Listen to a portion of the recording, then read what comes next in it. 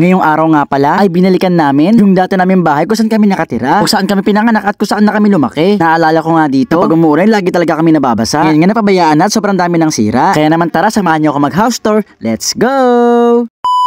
Isang umaga, meron ako napansin na isang comment. Napansin ko siya dahil napakaseryoso ng tanong niya. Ang tanong niya, Kuya Dug, saan po kayo nakatira dati? Doon ba sa tabi nila Itsambunggan? Hindi ko alam kung paano niya nalaman. Pero tama yung tanong niya. Pero bago natin puntahan yung dati naming bahay, gusto ko lang munang sabihin na itong maliit na bahay na to, o itong maliit na parte na to, ito talaga yung masasabi naming bahay ko o bahay namin. Pero itong katabi o itong kadikit, kung saan nakatira ang mama ko at si Boy Ubo, hindi namin yung bahay, nakikitira lang kami. Bata pala kasi kami na ang nag-aalaga sa lola namin. Kaya kami ang nakapisan sa bahay na yan. Medyo malayo-layo pa ang lalakarin natin. Malapit kasi sa dagat o sa looban pa yung dati naming bahay. Dito sa Bukana, malapit kami sa kalsada. Dito naman sa looban, malapit kami sa dagat. Naalala ko ng mga bata pa kami. Kapag nag-uutos si mama bumuli sa tindahan, ay talagang nakakapagod. Kasi nga ang layo ng nilalakad namin, looban pa ang mga tindahan nasa labas. Bukod doon, hindi pa sementado itong mga nilalakaran namin. Lupa pa siya, tapos marami pang mga tulya. At andito na nga tayo sa looban. Dati nga pala walang gate dito, pero ngayon meron na. At itong ang bahay na nakikita nyo, diyan kami dati nakatira. Halos kalahati ng buhay namin, dito kami nakatira. At after how many years, ngayon lang ulit kami makakapasok dito. At pagpasok nga namin, ganun pa rin, walang pinagbago. Pansin ko nga dahil sa sobrang kalumaan, ay parang lalo siyang tumibay. Syempre wala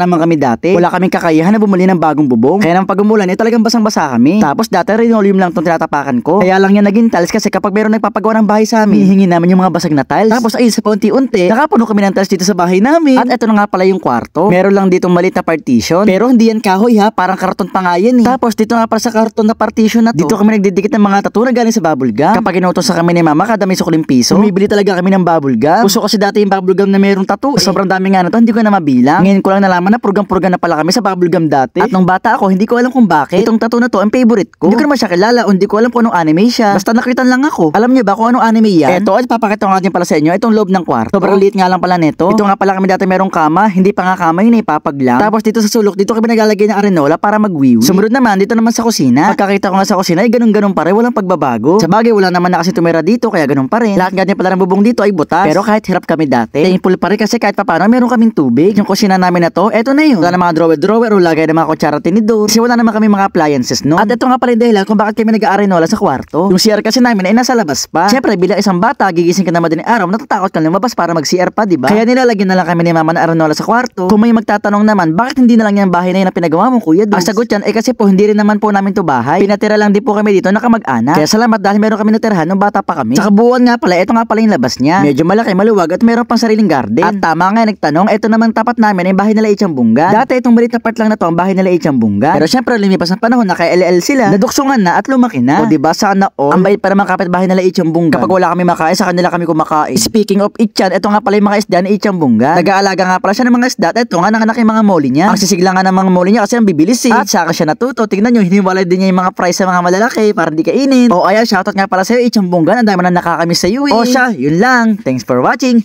Bye-bye! Yeah!